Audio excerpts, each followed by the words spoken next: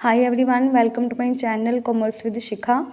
ये हमारी second video है जिसमें मैं आपको एडमिशन ऑफ ए पार्टनर के बारे में, जब हम new profit sharing ratio calculate करते हैं उसमें फर्स्ट टाइप ऑफ क्वेश्चन मैंने आपको समझाया था लास्ट वीडियो में।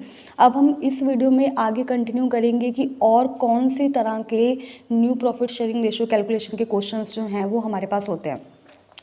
तो ये देखो, एक क्वेश्चन हमारे पास लिखा हुआ है, क्या कह रहा है, A and B are equal partners. तो हमें फर्स्ट लाइन पढ़ने से क्या पता लगा है कि ए एंड बी के बीच में जो ओल्ड रेशो है दैट इज़ 1:1। उनका ओल्ड रेशो जो है वो 1:1 है, इक्वल पार्टनर है।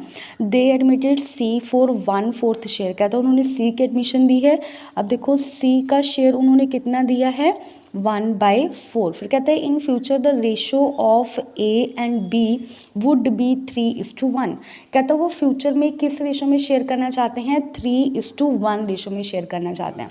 फिर वो कह रहा है, अब पिछला क्वेश्चन जो हमने किया था वहाँ पे हमें फ्यूचर की कोई रेशो गिवन नहीं थी, पर यहाँ पे हमें गिवन है कि जो ए और बी पार्टनर हैं सी के एडमिशन के बाद भी वो इसी रेशो में ही प्रॉफिट को शेयर करना चाहते हैं। तो इसको हम कैसे कैलकुलेट करेंगे, देखो यहाँ पे हम लिख लेते हैं कि जो फ्यूचर रेशो है वो इन दोनों की 3:1 है।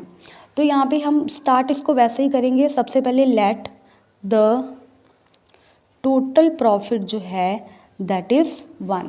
फिर उसके बाद हम निकालेंगे रिमेनिंग प्रॉफिट। रिमेनिंग प्रॉफिट निकालने के लिए हमने क्या करना है, रिमेनिंग प्रॉफिट के लिए 1 में से जो सी का शेयर है उसको माइनस करना है 1/4। जब मैं इसका डिनोमिनेटर लूँगी तो यहाँ पे कुछ नहीं है, दैट मीन्स 1 है, इनका एलसीएम लेने से 4 बनेगा। इसको 4 से मल्टीप्लाई करना पड़ेगा तो इसको भी 4 से मल्टीप्लाई करना पड़ेगा। तो 4 - 1 = 3/4। फिर इसके बाद ये जो 3/4 रिमेनिंग प्रॉफिट बचा है सी का शेयर कैलकुलेट माइनस करने के बाद, इस प्रॉफिट को हमने क्या करना है, ए और बी के बीच में डिस्ट्रीब्यूट करना है। पहले हमने इस रेशो में ही बांट दिया था, अब हम इस रेशो में डिस्ट्रीब्यूट नहीं करेंगे, अब हम इस रेशो में डिस्ट्रीब्यूट करेंगे जो वो फ्यूचर में डिस्ट्रीब्यूशन चाहते हैं। तो देखो जो ए का न्यू शेयर है वो कैसे आएगा, जो 3/4 रिमेनिंग बचा हुआ है शेयर ये वाला, इसका 3/4 वो होगा उसका न्यू शेयर। तो देखो 4 and 9 16 और 9/16। इसी तरह से बी का हम निकालेंगे।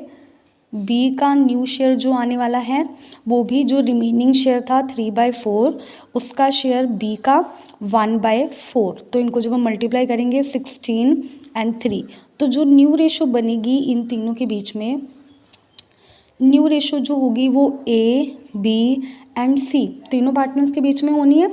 तो ए का शेयर जो निकला है वो हमने ये कैलकुलेट किया 9/16, बी का शेयर हमने निकाला है 3/16 एंड सी का शेयर हमें ऑलरेडी गिवन था दैट इज़ 1/4। तो अब यहाँ पे हम देख रहे हैं कि इनके डिनोमिनेटर जो है वो सेम नहीं है, तो डिनोमिनेटर सेम करने के लिए मेरे को एलसीएम लेना पड़ेगा। 16 16 एंड 4, 4 के टेबल पे 4 4 एंड 1, 4 के टेबल पे अगेन 1 1 एंड 1।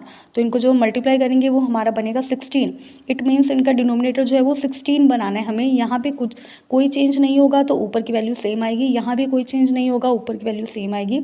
यहाँ पे 4 को 16 बनाने के लिए मेरे को 4 से मल्टीप्लाई करना पड़ेगा। तो जिस वैल्यू से मैं ऊपर मल्टीप्लाई करूँगी उसी वैल्यू से जिस वैल्यू से नीचे मल्टीप्लाई करूँगी उसी वैल्यू से ऊपर भी मल्टीप्लाई करूँगी। तो यहाँ पे आएगा 4।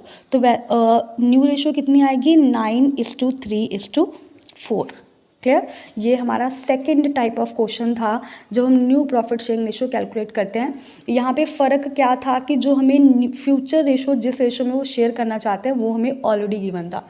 उसके बाद एक और टाइप ऑफ क्वेश्चन हमारे पास आता है, इसमें हमने क्या करना होता है टाइप ऑफ क्वेश्चन में, देखो इसमें भी न्यू प्रॉफिट शेयरिंग रेशो ही कैलकुलेट करनी है, पर जो इन्फॉर्मेशन हमें गिवन है वो थोड़ी सी वेरी करेगी।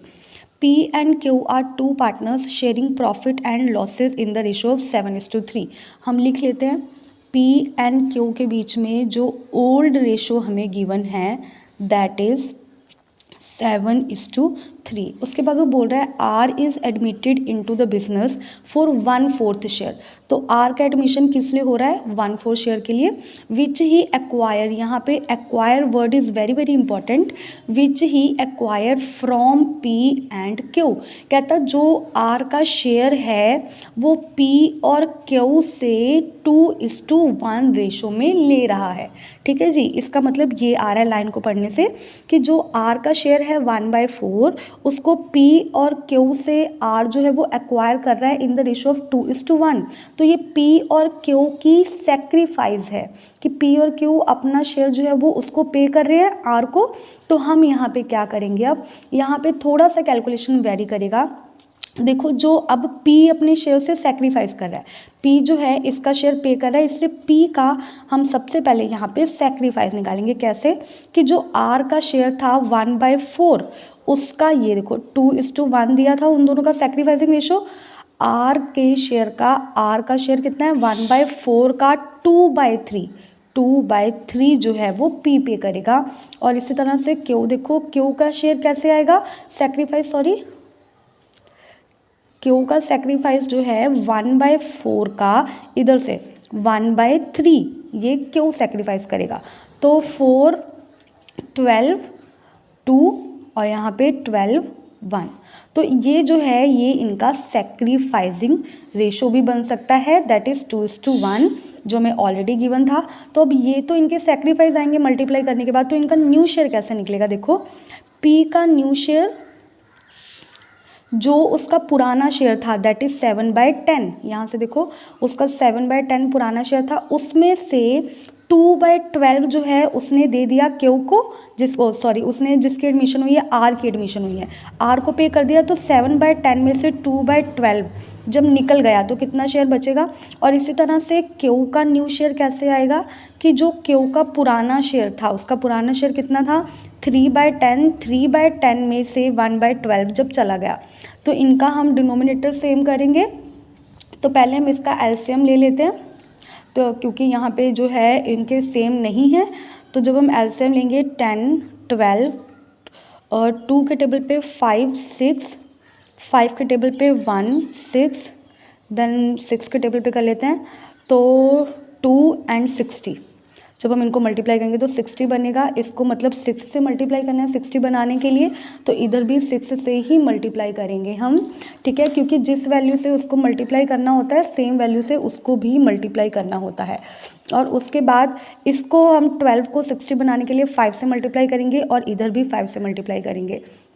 तो 42 माइनस 10 आएगा हमारे पास, 42 माइनस 10 जब आएगा तो ये हमारे पास इसका शेयर जो है वो बनने वाला है 32/60। और यहाँ पे सेम इसका भी डिनोमिनेटर जब हम सेम करेंगे तो वो 60 ही एलसीएम होगा। तो इसको भी 6 से मल्टीप्लाई करना है, इसको भी 6 से, इसको 5 से और इसको भी 5 से।